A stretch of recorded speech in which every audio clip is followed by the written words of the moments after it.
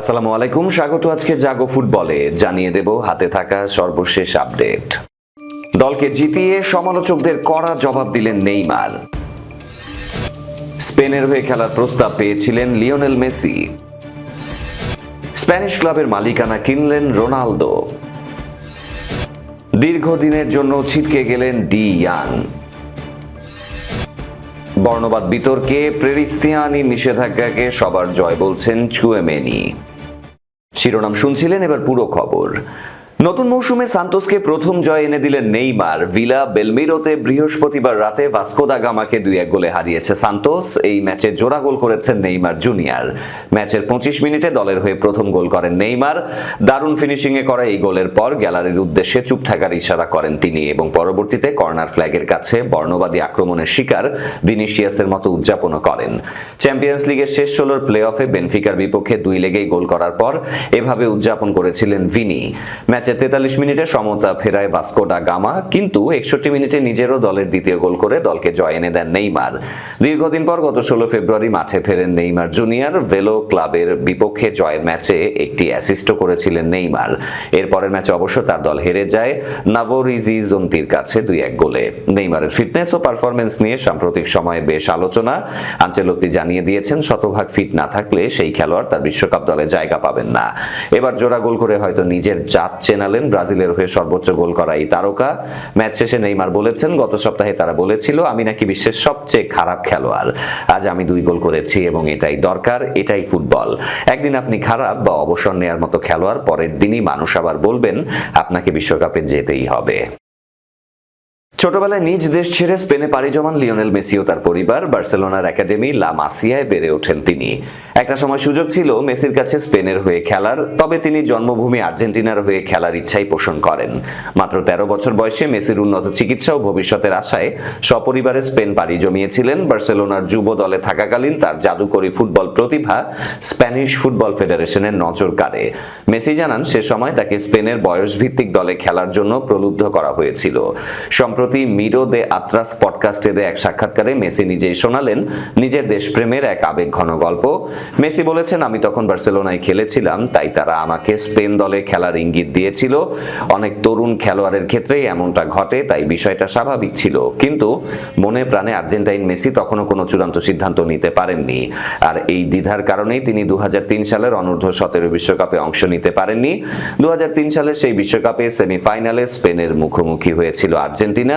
সেই ম্যাচে মেসির তৎকালীন সতীর্থ সেস ফ্যাব্রেগাস জোড়া গোল করে আর্জেন্টিনাকে 3-2 ব্যবধানে হারিয়ে দেন।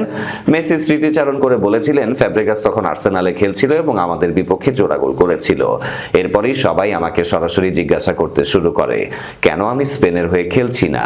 স্পেনের হয়ে খেলার সুযোগ আর সাফল্য পাওয়ার সম্ভাবনা অনেক বেশি থাকলেও মেসির লক্ষ্য ছিল স্থির। বার্সেলোনায় প্রায় সব বয়সভিত্তিক ধাপে খেললেও তার হৃদয়ে ছিল জন্মভূমি আর্জেন্টিনা। মেসি বলেন, সুযোগটা ছিল এবং সেটা হতেও পারত, কিন্তু আমার সবসময়ের আকাঙ্ক্ষা ছিল আর্জেন্টিনার হয়ে খেলার। অবশেষে 2004 সালে আর্জেন্টিনাতে অনূর্ধ্ব-20 দলের হয়ে অভিষেক ঘটে মেসির। এরপর 2005 সালের যুব বিশ্বকাপ জয় এবং 2008 সালের অলিম্পিক গোল্ড মেডেল সাফল্যের যাত্রা শুরু হয় ওখান থেকেই। পর্তুগালের মহাতারকা ক্রিস্টিয়ানো রোনালদো মাঠের বাইরে তার ক্যারিয়ারের নতুন এক পদক্ষেপ নিয়েছেন। স্পেনের দ্বিতীয় বিভাগ লিগা হাইপারমোশনে বর্তমানে 3য় স্থানে থাকা ইউডি আলমেরিয়া ক্লাবের 25% শেয়ার অধিগ্রহণ করেছেন আল নাসেরে খেলা রোনালদো। আলমেরিয়া এই মুহূর্তে লিগের শীর্ষস্থান থেকে মাত্র 2 পয়েন্ট পিছিয়ে আছে এবং এখনো 15টি ম্যাচ বাকি।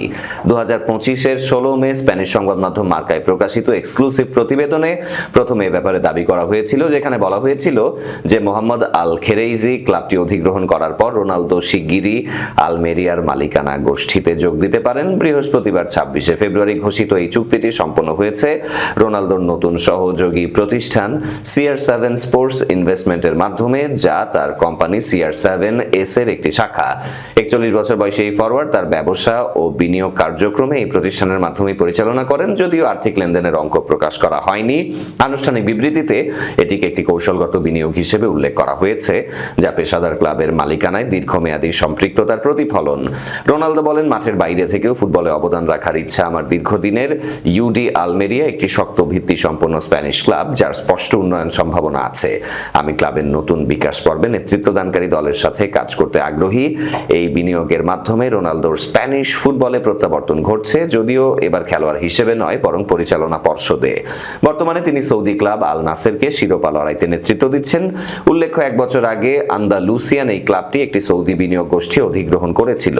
ক্লাবের সভাপতি মোহাম্মদ আল খেরেইজি রোনালদোর অংশীদারিত্বকে স্বাগত জানিয়ে বলেছেন, আমরা অত্যন্ত আনন্দিত যে ক্রিস্টিয়ানো আমাদের ক্লাবে বিনিয়োগের জন্য বেছে নিয়েছেন। তিনি মাঠে যেমন সেরা, তেমনি স্প্যানিশ লিগ সম্পর্কে তার গভীর জ্ঞান রয়েছে এবং আমরা এখানে যে সম্ভাবনা গড়ে তুলেছি তা তিনি ভালোভাবেই বোঝেন। রোনালদো ও আল খেরেইজির মধ্যে ঘনিষ্ঠ সম্পর্ক। জানা যায়, ম্যানচেস্টার ইউনাইটেড ছাড়ার পর তার আল নাসেরে যোগদানের পেছনে আল খেরেইজি গুরুত্বপূর্ণ ভূমিকা রেখেছিলেন। এই চুক্তি রোনালদোর ব্যবসায়িক জীবনে একটি গুরুত্বপূর্ণ মাইলফলক। 2024 সালের ডিসেম্বরে দুবাই গ্লোব সকার অ্যাওয়ার্ডসে তিনি প্রকাশ্যে বলেছিলেন, ভবিষ্যতে কোনো ক্লাবের মালিক হলে তিনি ভেতর থেকে কাঠামোগত সমস্যাগুলোর সমাধানের চেষ্টা করবেন।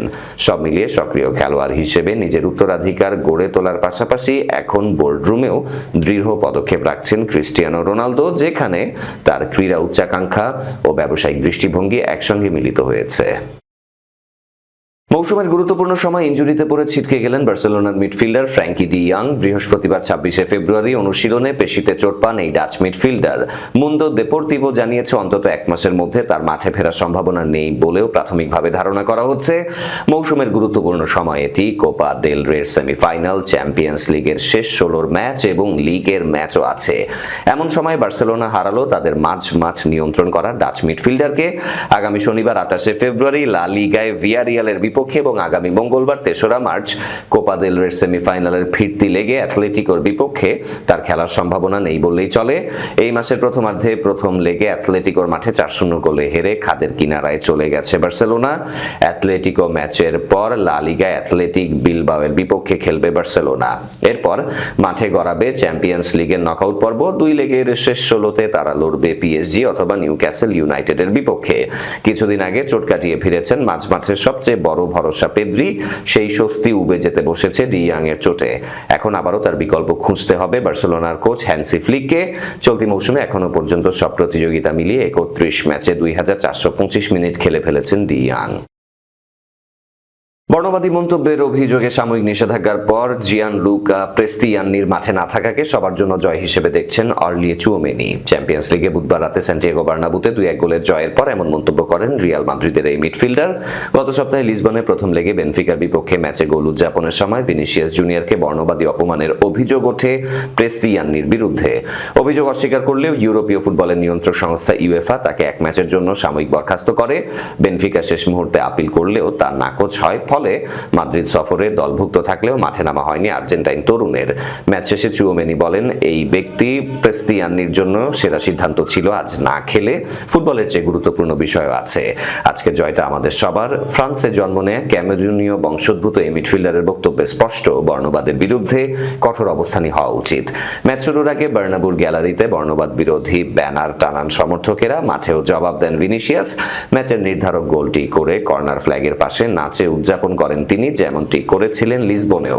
সতীর্থকে নিয়ে চুওমেনি বলেন, ভিনিসিয়াস আত্মবিশ্বাস ধরে রেখেছে, দারুণ মনোযোগী ছিল, আগেও যেমন অসাধারণ খেলেছে আজও তেমনই। ওর জন্য আমি খুবই খুশি। তবে ম্যাচ সেরার পুরস্কার উঠেছে চুওমেনির হাতেই। বুধবার সমতায় ফেরানো গোলটি ছিল এই মৌসুমে তার প্রথম। এই গোলেই শেষ 16তে ওঠার পথে বড় ধাপ পেরিয়েছে রিয়াল মাদ্রিদ। নিজের পারফরমেন্স নিয়ে তিনি বলেছেন, আমি যা জানি সেটাই করার চেষ্টা করেছি, গোল করতে পেরে খুবই খুশি। এই জায়গায় আমাকে উন্নতি করতে হবে। আত্মবিশ্বাস আছে, প্রতিটি ম্যাচে সেরাটা দেওয়ার চেষ্টা করি। আমাদের এই ধারাবাহিকতা ধরে রাখতে হবে। বর্ণবাদ বিতর্কের ছায়া সত্ত্বেও মাঠের ফুটবলে নিজেদের আধিপত্য দেখিয়েছে রিয়াল মাদ্রিদ। তবে চুওমেনির কথায় স্পষ্ট, ফুটবলের বাইরে লড়াইটাও সমান গুরুত্বপূর্ণ। এরই সাথে শেষ করব জাগো ফুটবলের এখনকার আয়োজন। তার আগে শিরোনামগুলো আরো একবার। দলকে জিতিয়ে সমালোচকদের কড়া জবাব দিলেন নেইমার। স্পেনের হয়ে খেলার প্রস্তাব পেয়েছিলেন লিওনেল মেসি। স্প্যানিশ ক্লাবের মালিকানা কিনলেন রোনালদো। দীর্ঘদিনের জন্য ছিটকে গেলেন ডি ইয়াং। বর্ণবাদ বিতর্কে প্রেরিস্তিয়ানি নিষেধাজ্ঞাকে সবার জয় বলছেন চুয়েমেনি। এই ছিল আজকের জাগো ফুটবলে। ধন্যবাদ সবাইকে। আল্লাহ হাফেজ।